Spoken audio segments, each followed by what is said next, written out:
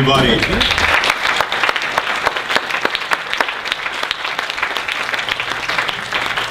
Thank you all for being here. We have a fantastic panel lined up.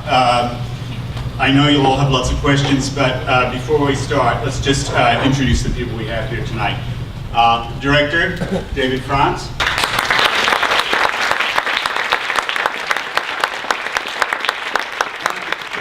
Activists and on the medical team, Garance Franca-Ruta.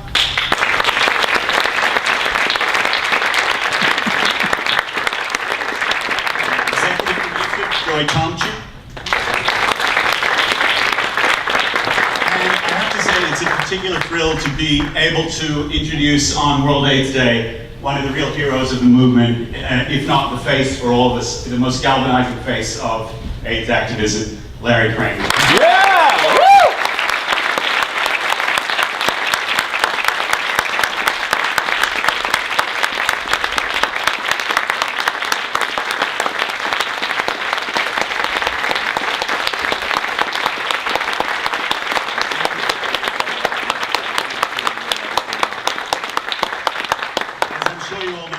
Not just a founding member of ACT UP, but also the author of the seminal AIDS drama, The Normal Heart, which was revived in a spectacular production last year on Broadway. Let's all have a seat.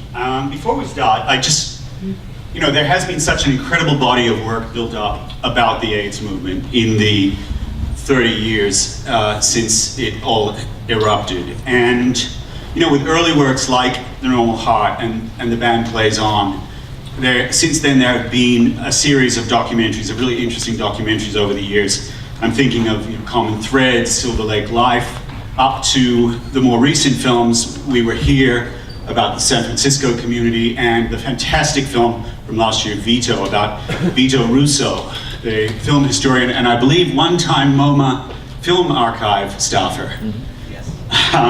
Anyway, I think that in many ways, How to Survive a Plague is kind of the next chapter to all of those films. And in a sense, it should really be the clinical part of it all. It should be the kind of nuts and bolts, the unemotional part. And instead we have this film, which is this incredibly emotionally charged drama with a fantastically robust narrative shape to it.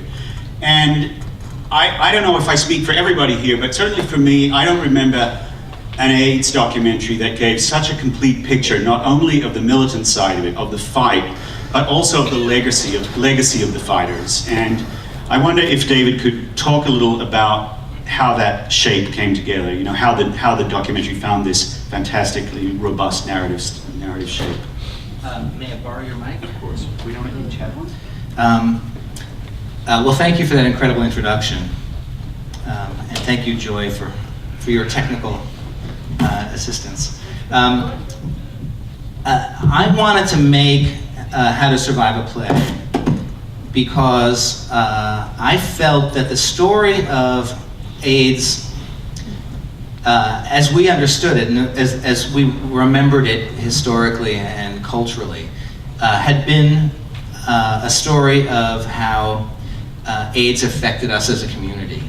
And the idea that we fought back against the virus and all of the political and cultural implications of the virus and beat it all back as a community hadn't yet been told. I think a lot of the storytelling, a lot of the real seminal storytelling about the pandemic was produced in the middle of the plague years, before '96. And as a result, it focused a lot on really the tragedy of AIDS, and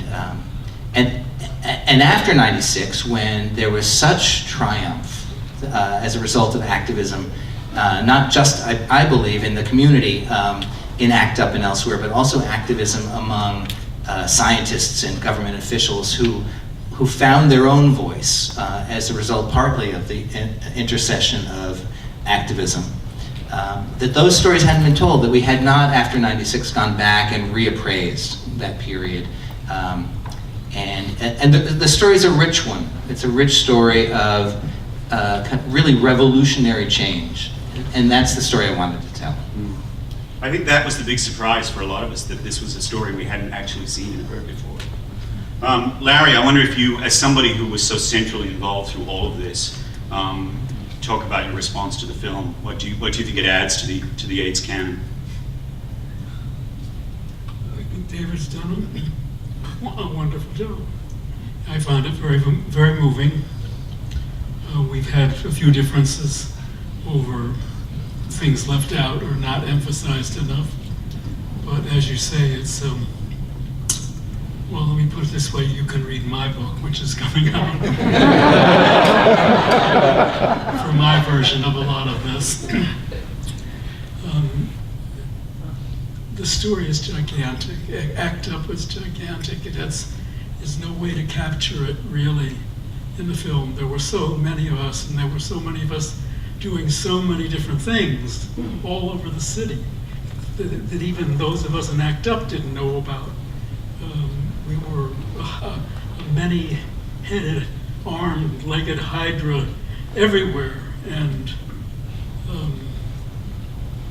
the world knew we were there, and just a very, very moving experience for all of us. The strange feeling of being involved with so much death, and yet, Garance and I were talking about it at dinner, there was this strange sense of not being happy actually, but of knowing that we were doing good work, and that kept us going and gave us energy and gave us renewed love with each other. I've never experienced anything like that. Men and women, gay men and lesbians working together for most of the time that we were an organization. I don't think there'll ever be a grassroots organization like this ever anywhere, and that will be able to actually concretely demonstrate the results that our activism produced, like this one does. I think you touched on a very interesting point there, that one of the things that comes out of this film so strongly is not just the anger and the suffering, but also the extraordinary resilience of the human spirit, the humor, the sense of community, a lot of things that are missing in so many protest movements. And I mean, clearly that was a conscious decision to include that, to make that very much part of the fabric of the movie. Absolutely. You call it protest movement. I don't think we thought of ourselves as that. I mean, all of a sudden it's become academically so parsed, everything. We were a bunch of kids or people who were scared shitless we were going to die, and the group just kept growing. That's what it was, and that's something that kept us going.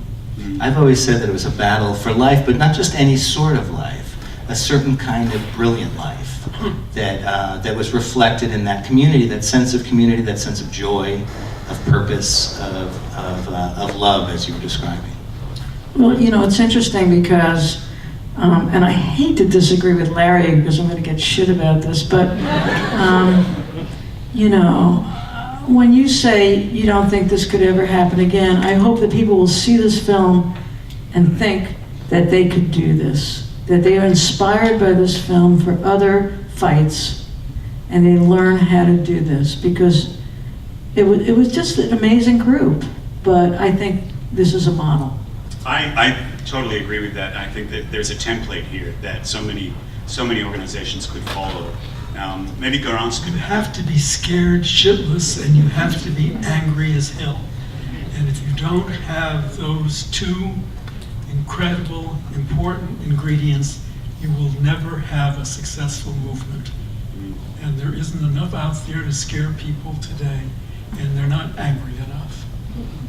Well, even more remarkable then that being scared shitless and enraged, that this laser-like precision could come out of this movement, which had so many prongs targeting church, state, pharmaceutical companies, medical organizations, media. I mean, there were so many different arms all converging, and I think there is a model for for what's wrong with so many activist movements today.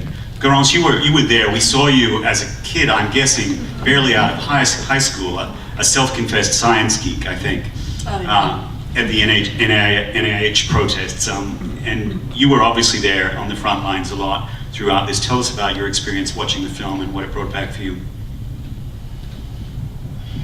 Well, I mean, I'm grateful to David that he's done the film, and I'm so honored to be here with Larry tonight. There's that scene in the movie Vito where you and Vito are standing on your balcony on Fifth Avenue looking out at one of the gay pride parades, and you say, you know, these are our children, so I consider myself one of Larry's kids in that way. And I think, you know, you just helped create this whole world for people, and I think we all created it together as well. And I think it was people creating something out of nothing, and out of, you know, once you have nothing to lose, you have no position in society. I mean, people were creative intellectuals, a lot of the people in the group, but I mean, this was, you know, 1986, 1987 is the year in the United States where homophobia peaked, if you look at the polling on it, and that is the year where there was this real backlash, and the highest percentage of people that's ever been measured say that they think it should be, you know, homosexuality should be a criminal thing. And, you know, ACT UP came out of that. And so I think sometimes there's a narrative in looking back at it saying, oh, you know, well, it was privileged gay white men and this, that, and the other thing, but why should anybody have listened to anybody? I mean, I think ACT UP succeeded because it was a group of New York creative intellectuals, frankly. And, you know, seeing the movie is, I think, it's really difficult to watch people you know and see them when they were young and to remember how young we all were, and to see them alive and know who's not alive in the footage. Joy, perhaps you could tell us a little about the responses to the film. It premiered at Sundance last year. It's been screening throughout the year in various places. I know you had a community screening last night. Maybe you talk about that a little. But the responses in general, both from the camp of people who were directly impacted by what happened during the AIDS pandemic, but I wonder also if there's been any response from the conservative side of the equation. I mean, it's impossible to see those scenes with Jesse Helms and Pat Buchanan without wanting to throw shoes at the screen. And I just wonder if anyone on that side of the fence has weighed in on the film since seeing it. You know, I don't know, because nobody calls me from the conservative side. Not yet, I'm still waiting. But yeah, we did go to Sundance, and we got the best documentary on Monday night from the Gotham Awards, we're very proud of. And you know, we've got a lot of people that have seen it. They don't necessarily say anything to us. Last night we had a wonderful screening at the Gay and Lesbian Community Center. It was really amazing. It was in that room that you see ACT UP meeting in. And it was the first time we did that. It was packed. It was very emotional. And Peter Staley and I were there doing the Q&A. And you see those columns, and, you know, in the old days. And people watched it, and people just cried, you know. But I haven't heard much from the conservative. I don't know, maybe they're conservatives here tonight. I mean, nobody tells me. Stand up. Don't get out, no. But I'm hoping that this makes an impact on everyone, on a lot of people, not just conservatives or liberals, but the world, the way we know it. I mean, one of the questions that comes up a lot is, why is this mostly about, you know, gay white men and this and that? I mean, this is one story. There are hundreds of stories of heroes in this epidemic, and still continue to be. There's an organization in Boston that I'm involved with, HOCC, which is all poor black women helping other poor black women, and I donate to them. I mean, there could be 4 stories in Boston right here. This is one story. There are a lot of heroes in this epidemic. Can I talk a little bit about the shifting kind of political reception of ACT UP? We did a screening yesterday at the State Department, at the State Department, not against the wall of the building, but inside.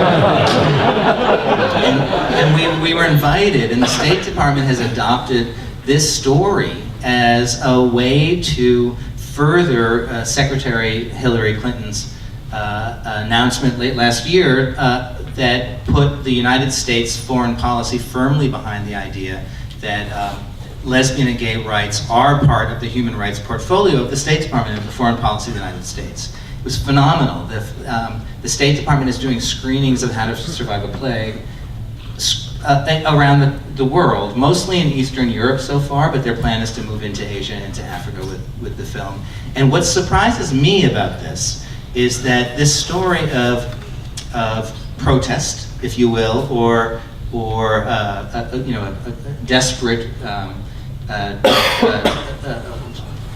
clattering for survival, which was so denounced and so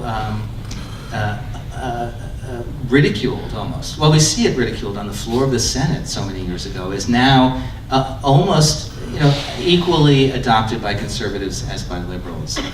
This idea that the culture has changed so significantly in this country that gay people are, in a few short years, fully invested members of civic life in the United States, and that's phenomenal. It's not to say that the struggle about AIDS and AIDS care and AIDS financing and AIDS priorities hasn't been solved, but this cultural thing has really allowed this wild outside organization that you helped form, Larry, to be something that's being taught by the State Department. I mean, did you ever imagine that?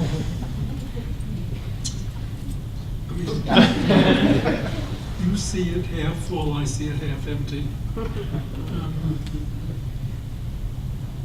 When we need an ACT UP, we don't have one. Stuff for AIDS is still terrible for this country, certainly for the rest of the world. There is no activism anymore.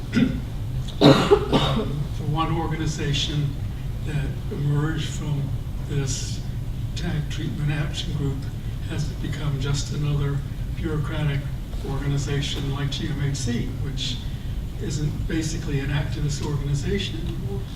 So there's basically no one out there fighting for us.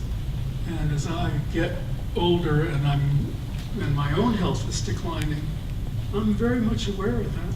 I'm very much aware of the fact that we don't have the support system that we had.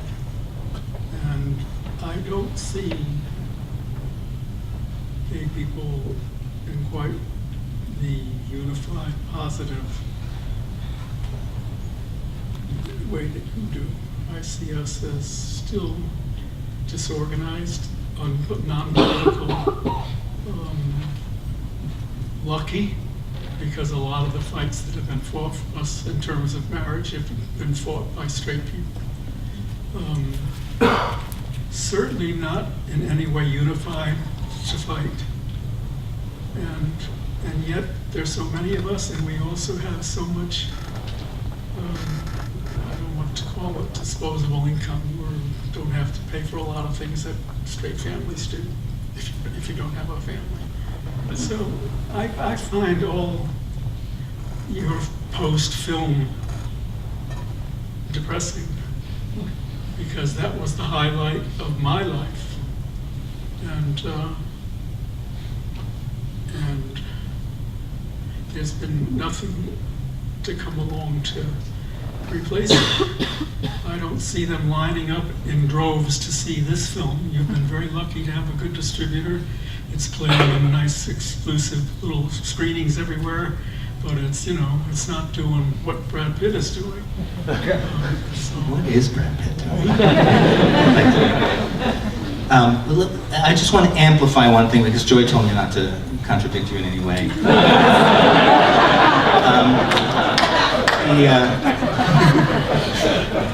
There are more than one organization that came out of ACT UP. In fact, there are many, and some of them are still doing radical political work, and I'm going to just mention two. One is Housing Works, which many of you in the room might know as the place where you give and get incredible things, books and clothing and whatnot. But they are now the largest AIDS service agency in the United States. And they're still involved in aggressive, very progressive political work and activism in And if AIDS. I could just add as an interjection. That was formed by ACT UP. That's what I was saying. I was just amplifying your idea that TAG came Yeah. out of it and became bureaucratic. Now, Housing Works might have some bureaucratic aspects. The other one is the Lower East Side Naval Exchange Coalition, I think the last word is, and they're the people that innovated the idea, right? So I don't consider. And they're still involved in activism, and I'm not disagreeing with you. Laurence, you wanted to add something? No, I was just going to say that, you know, if you want to see sort of the origins of Housing Works, if you think back to the scene in the movie where there's the people in boxes at the City Hall demo right at the start of the movie, that was some of the housing committee doing an action around housing for homeless people with AIDS. And I mean, it was people in the streets in boxes talking about the fact that people lived in the streets in boxes in New York City during that era. And it took some years, but a lot of service programs came out of ACT UP as well as policy advocacy. And I'm going to mention just one other thing. The nude in at John Boehner's office, the nude in at John Boehner's office, that was pretty spectacular. I didn't see you there, Dave. I was busy. No. Yeah. Okay, I don't want to change the subject, but there's somebody I want to introduce tonight. Does anybody remember that 3-year-old, 2-year-old girl rolling around on the carpet with Bob Rafsky? Sarah's here tonight. Sarah?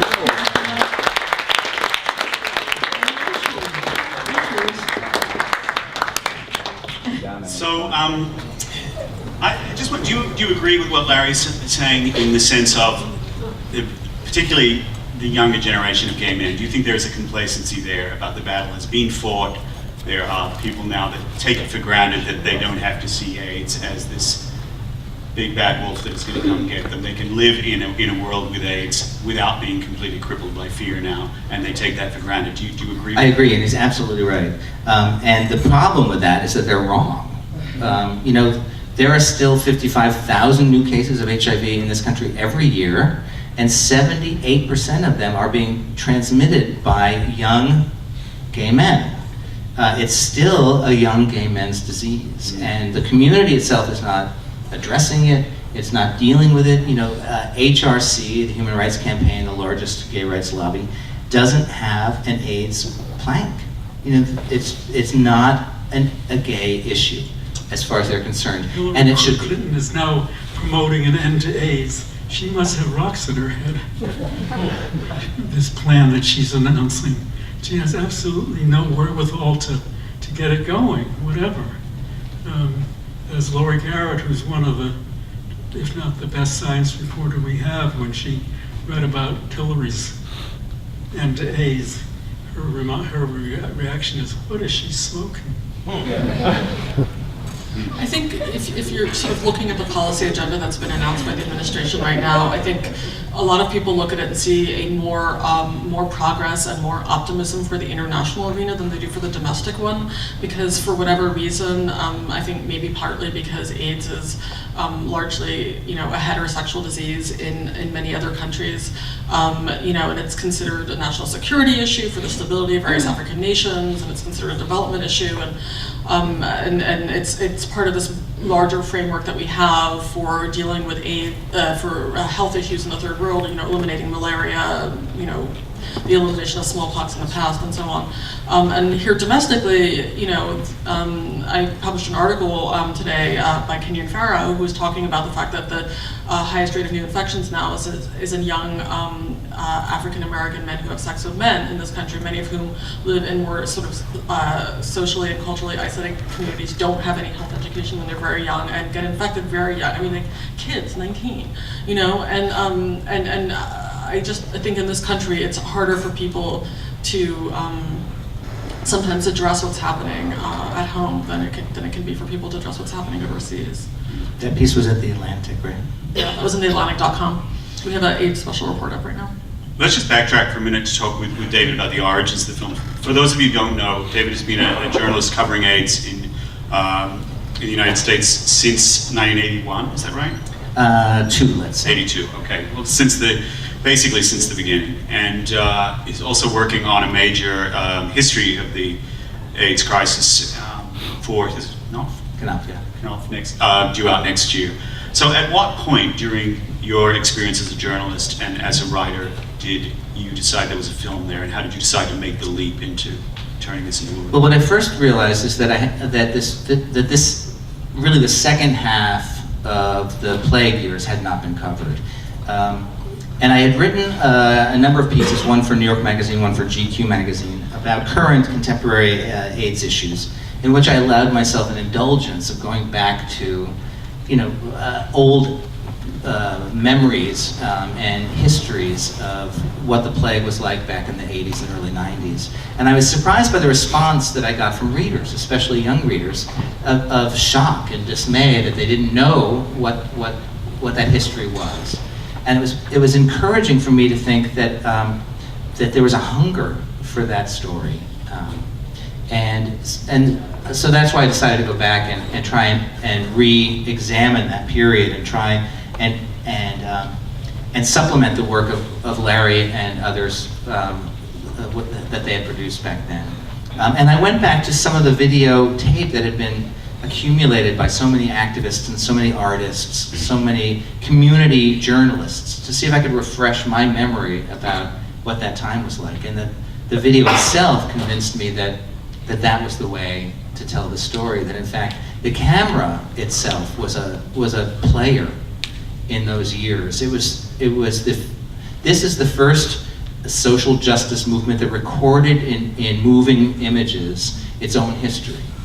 And that was made possible by the advent of the Camcorder. The camcorder. HIV was first reported in 1981, and the camcorder from Sony hit the market in 1982.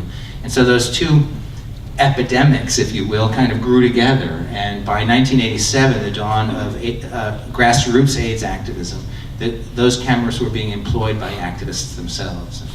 And I think you see in the film that the people behind those cameras are really major characters in the story of how that was unfolding and how it was being recorded and presented to the world. And I understand that quite often you would be looking at footage, see someone else within that footage with a camera, and go track down that person. How did that person-to-person research process work?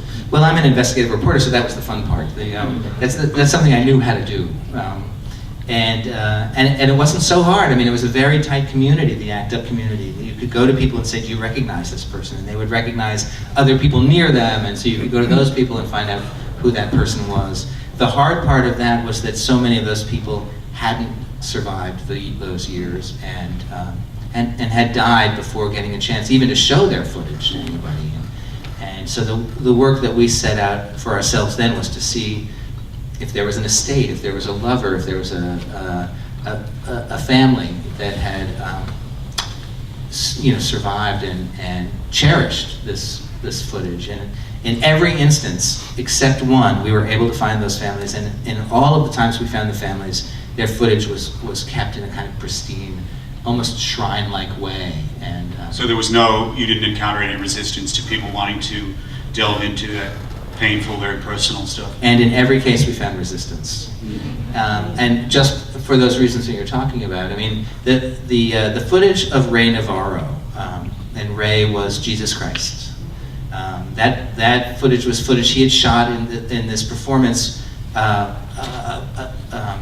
analysis that he was doing of AIDS and what it meant to the community and to him personally. And his mother had that footage, and many people had come to her before us and asked her for it, and she was reluctant. She was reluctant to part with it in any way. She was reluctant to go back and revisit it herself. And I think the reason she allowed me and us to go and see that footage was because so much time had passed. And I think like me, she had developed a kind of a hunger to go back and try to remember those years and try and make sense of them. So she allowed us to fly with her to California. She had all the videotapes in a storage unit, and to pack them all up and to preserve them. Joy and I had decided that we would do preservation level digitizing of people's collections, and that we would promise them that we wouldn't cherry pick through it, we would do the whole thing. Like if they had a library that was 100 hours, we would do 100 hours. And it was an expensive, like privately financed campaign of ours, but we wanted to make sure that this footage, video being very unstable medium, that this footage was around for future generations to look at and make sense of. And where is that footage going to be preserved and accessible in the future? That's what we haven't, we made a promise to all of our collection holders and cinematographers, and there were over 33 of them in the archival footage. And one of them is here, Tim McCarthy, who's shooting this Q&A in the back of the room, is one of our archival shooters. Tim shot the footage at the action in Washington, D.C., where ashes were being thrown over the fence. One of so many incredibly emotional moments in the film that are still raw, still very hard to watch. I mean, some of the protest in the beginning of the film is just such a kick-ass way to open a movie and draw you in. I mean, just in terms of pure filmmaking craft, that is a wonderful build. That opening segment, pre-titles, it is so technically accomplished for a first-time filmmaker or a veteran documentary maker. It's a wonderful into the movie. Thank you. And I'm just curious, how do you whittle down 700 hours of video into a 100-minute movie in 33? Well, at first it was into 13 hours. It's a 13-hour movie. We're not going to see that cut on the DVD. We're not. Actually, David did. I didn't see the whole 13 hours, but it was very painful. Going from 13 hours, It which was is, so. that captured our story, going from that down to under 2 hours was tough. And that Cut involved... so many beautiful scenes.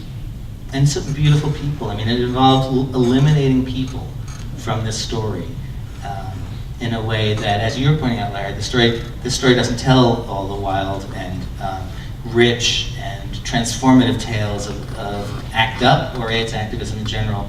And those were painful decisions for us to choose the stories that we did tell along the way. Larry, you're very moving in the film talking about Iris Long, the retired pharmaceutical chemist, and Northrop, I think, also comes out of it very strongly. Obviously, Bob Rafsky, Peter Staley, other people. Are there any other unsung heroes of the AIDS movement that we should know more about? Sorry. Any other people from any other key people from the AIDS movement that you think we should know more about? Just say yes, yeah. Yes, yes. Yes. Lots, all right. There were so many of us. I don't want to single anybody out. Okay. No, I think, I mean, this is a great conversation, but I think we also have to think about the end of AIDS and what happens now. We're not talking about that, and I want people to leave here tonight knowing there's a whole other battle, not just in this country, but around the world, because we haven't really ended this disease. We have a lot of work to do, and we can't forget that. There were two people, I think,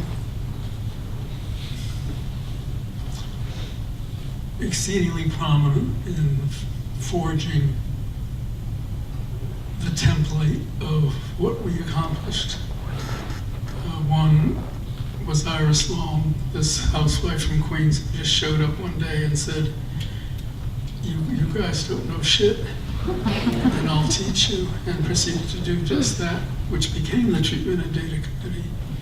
And the other became, I think, one of the great unsung heroes of ACT UP is Jim Igoe, who single-handedly wrote, delivered speech after speech before Congress, before people, before the floor, who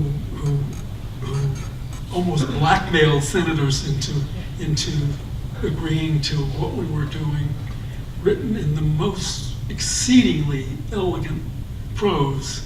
They're posted on one of the ACT UP websites, and he chose not to go and be a part of TAG, as did many of us, and he sort of faded from view, which is too bad. We'll carry on talking for a minute, but any questions in the meantime? Up the back. Yeah, I don't really have a question, but what I do have is a recommendation for anyone who cares about any of this to read Larry Kramer's book, The Tragedy of Today's Gays.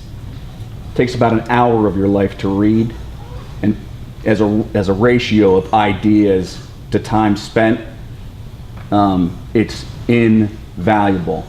I bought 10 copies after I heard I you. didn't pay you to come here. No, you didn't. I don't know you. You don't know me. But I guarantee you, It will change the way you view politics. It'll change the way you view your place in American democracy. And again, it takes 1 hour of your lives. Pick it up and read it. Thank you, Larry. Tragedy of Today's Gays. Remember Thank it. you. Any other questions or observations?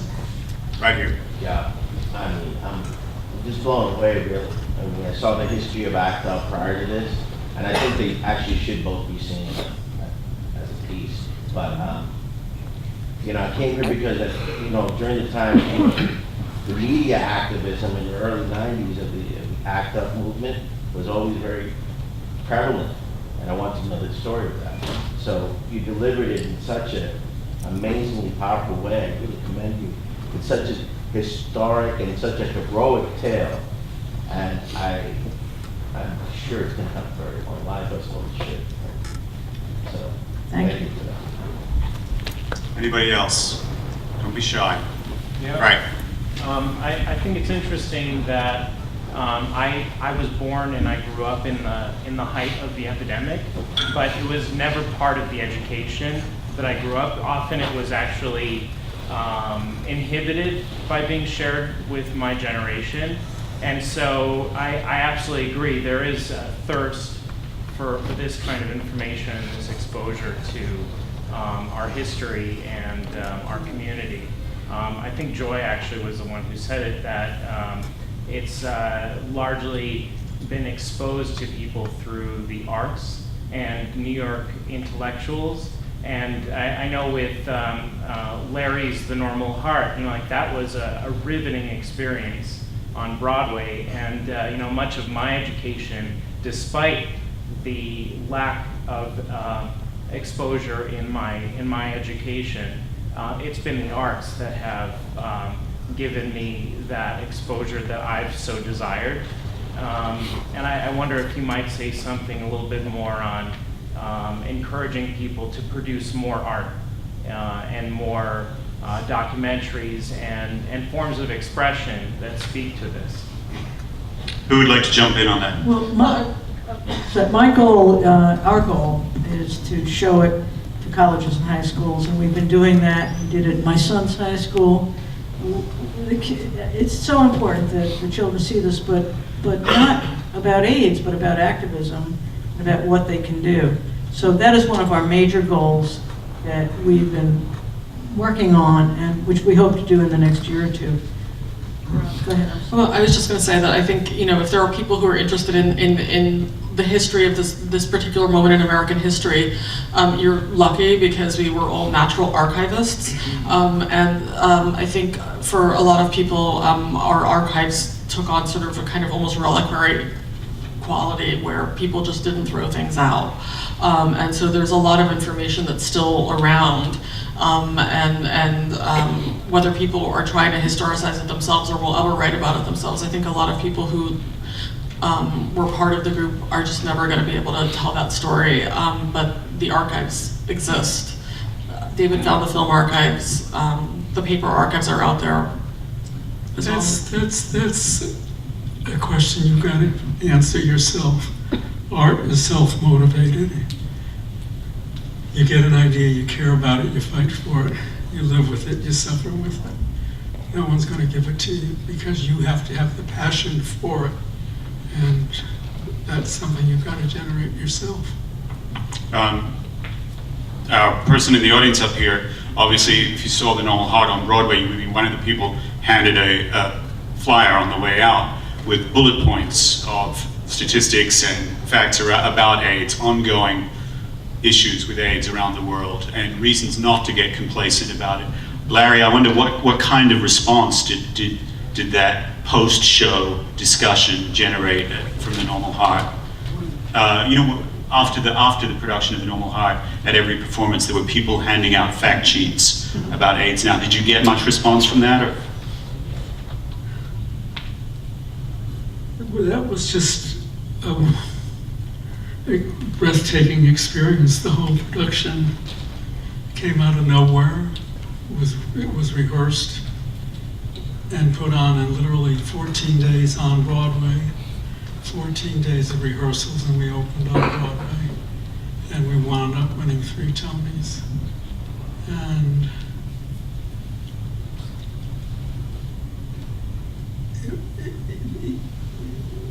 Daryl Roth, who was the quite extraordinary producer, quite quickly saw that young people weren't coming to see it. Mostly it was old people who had lived through the plague that were seeing it, and she wanted kids to come. And she found ways to make kids to come by every trick in the book of publicizing and networking and being exceedingly clever, so that eventually the audience was practically all young people, and they couldn't believe what they had seen. I did pass out flyers after each performance because because there were certain things that the play is not able to say that I figured I wanted said, like no president has paid any attention to this, like this is a plague that need not have happened, things like that. And I said so. And whether people responded to that or not, I don't know. The play is touring the country now. It tends to sort of be done by small theaters for, a month here and there, but it's slowly, it gets out there. Not to the extent that a big movie will or would. Speaking of a big movie, what is the status of the Normal Heart movie? My lips were sealed. Well, last we heard it's fully cast and Good. Ryan Murphy directing, but who knows? My lips are sealed. That's a good place to be. Before we end, maybe just I said at the beginning that this is in a sense the next chapter to so many AIDS stories that we've seen. What ideally for all of you would be the chapter that comes after this one? Yes. What story still needs to be told about AIDS? I would love to see an organization like ACT reform or exist or have the kind of energy that we had. But that's because I'm a dreamer. I tried to restart it a couple times to no success. Welcome to the age of apathy. Welcome to the age of apathy. Yes. David? The next story is that we have to fight to be legal, and not just in marriage, but just in everything. And we're on the cusp of that fight now. I don't know why the Supreme Court is putting off saying which case they're going to decide, but it always makes me very suspicious. And once again, who's fighting for us? If they are, there's no ACT UP with the numbers that we had to go after the Supreme Court. That's what I mean when I say we have so much potential political strength and it's just wasted. Heartbreaking. I'm maybe a little more hopeful than you are. Certainly in the area. Certainly in the area of AIDS, I think after '96, when ACT UP reduced its footprint, if you will, politically, a lot of AIDS activism. Self-destruction. A lot of AIDS activism moved overseas to see that that these incredibly promising drugs found reached the people where AIDS was really exploding, and they created AIDS access movements in South Africa and India and Asia and elsewhere, and they activism then turned to Washington and had an incredible impact on an incredibly horrid administration in George W. Bush, who did more for AIDS drugs access and more for AIDS than any other president. It was phenomenal, and it was Gigantic irony that it was a success of AIDS activism that grabbed out of the mouth of that horror this incredible campaign to get AIDS drugs into bodies, and created the President's Emergency Fund for AIDS Relief, which saw AIDS drugs being brought into millions and millions of people worldwide. Now 8 million people worldwide are on these drugs. A small drop in the bucket still.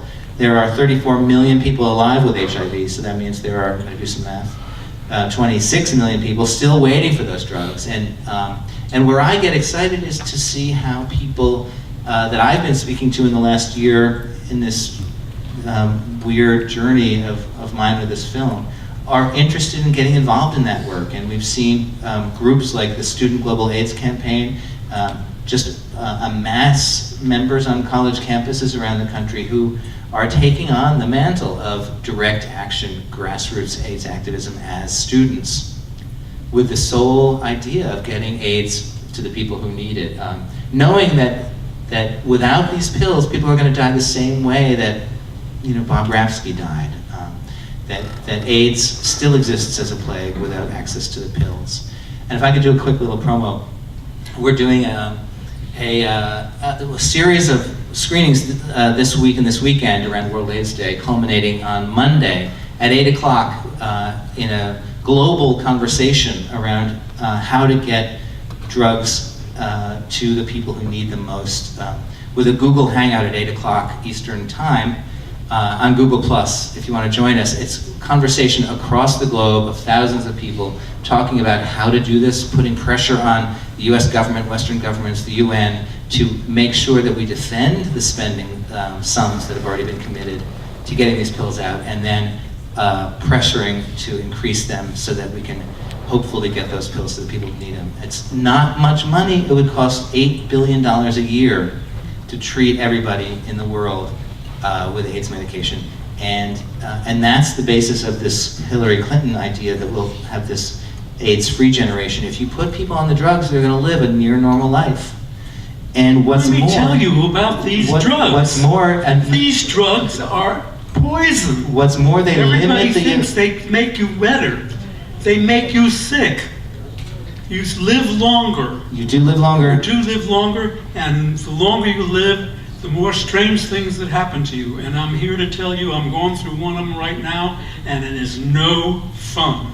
So stop talking about these drugs as if they're some miraculous things. There is never going to be anything until we have a cure. All we have is more Me Too drugs that these drug companies persist in developing, so they can charge $26,000 to $30,000 a month for people.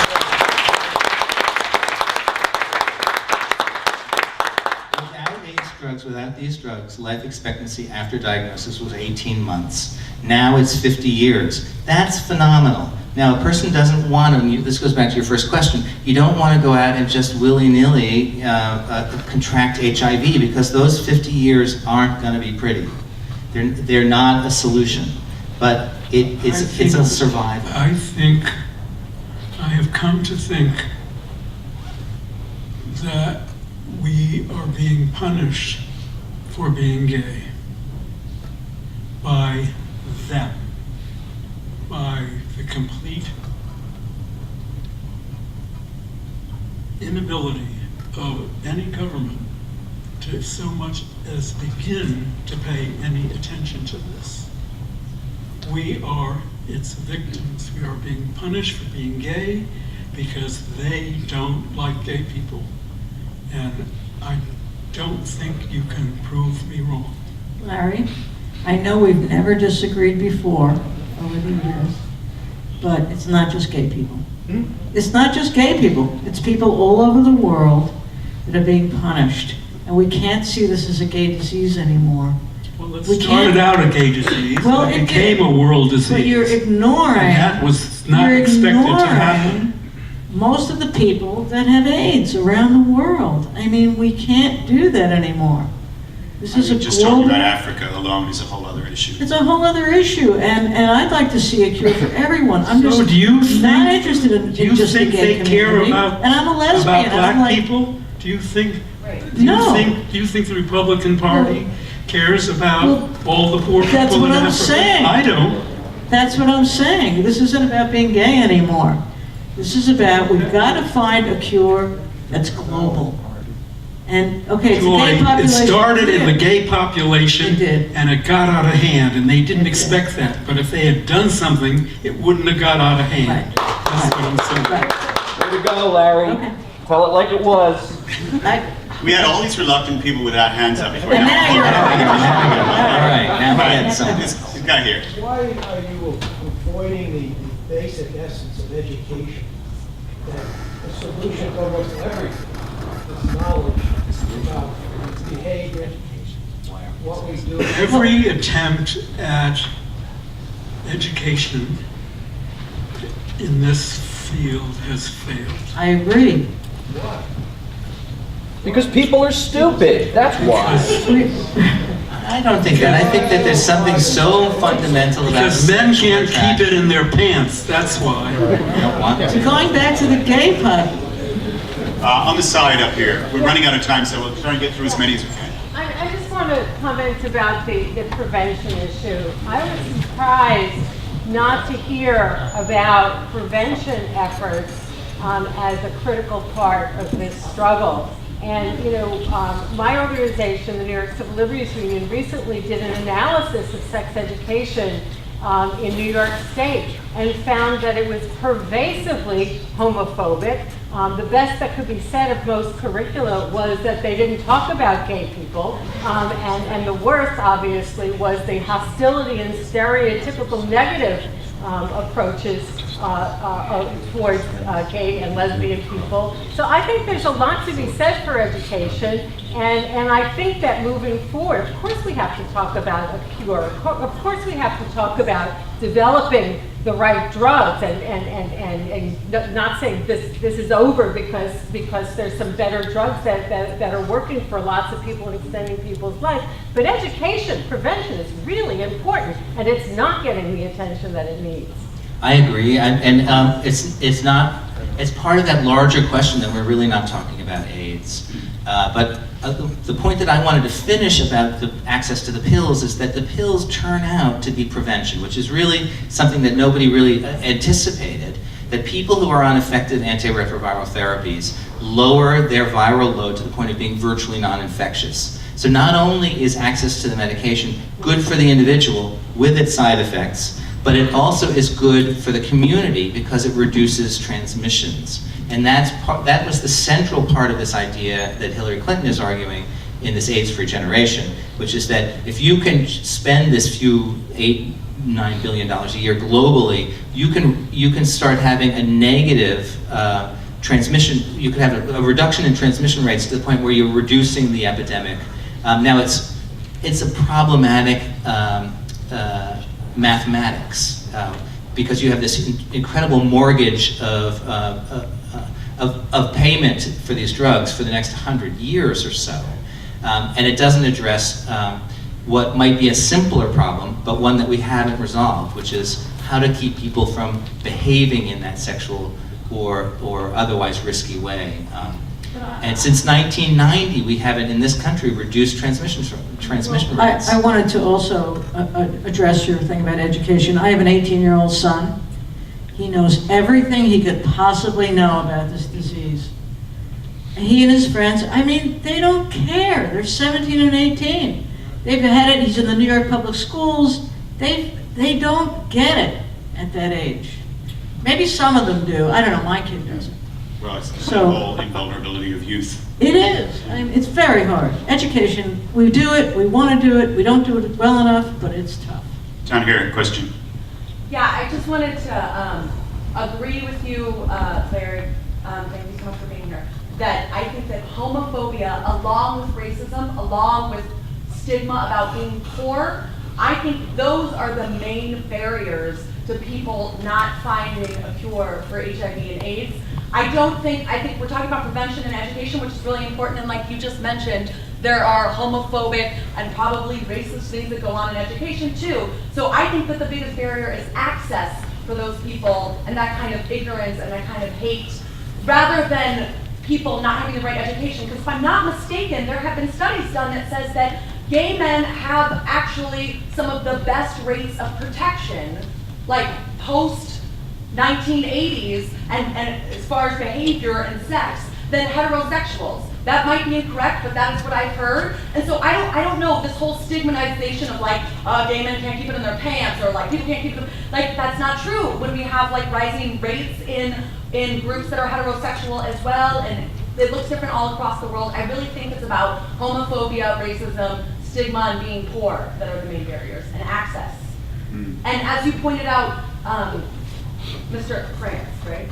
Thank you, this is an incredible film. I'm so thankful for it. You could call him And you David. pointed out that like the reason that so many people don't have access is economics. They don't have the money for these drugs. So I think that's clean water to take the pills. Or clean water. There you go. Another question from friend up the back. Yeah, I'm an art director in the advertising world. And like just to add to what I was saying before, I believe implicitly in the idea of action through the arts.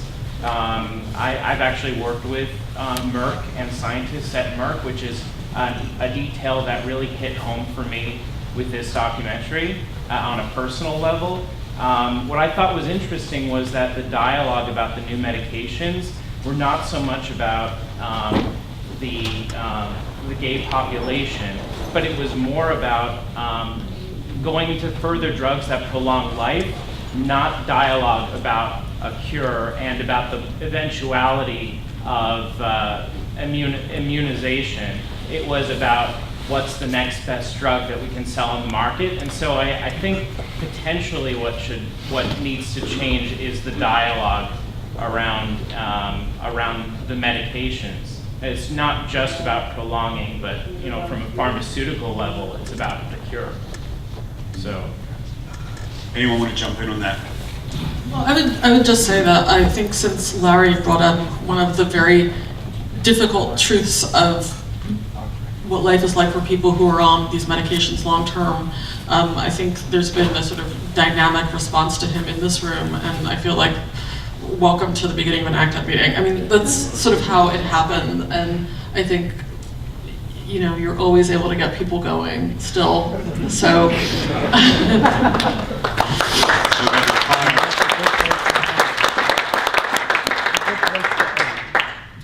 Somebody's got to get me going.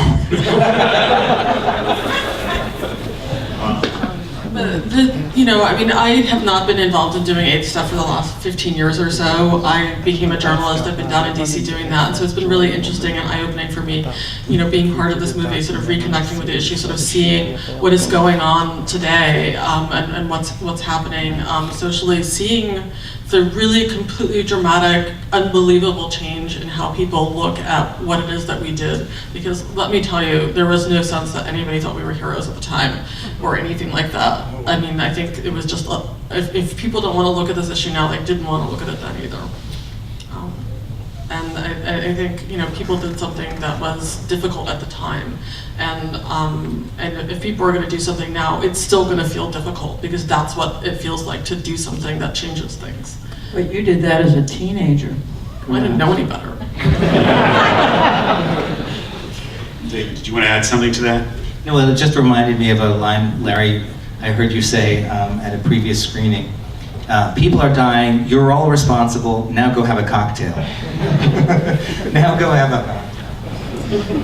David, this seems a good point to end, but just before we do, what's next for you? Are you going to continue with filmmaking, stick with writing? Which way? We hope you'll do a little of both. I hope I'll do a little bit of both, but I had so much fun making a film. It was really a wild experience, both for me and for Joy. Joy was the person who helped make this happen with me.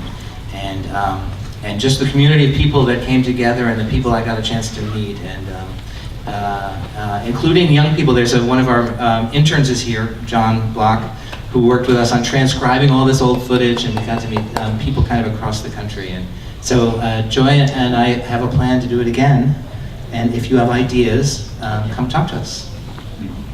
All right, please help me thank our guests.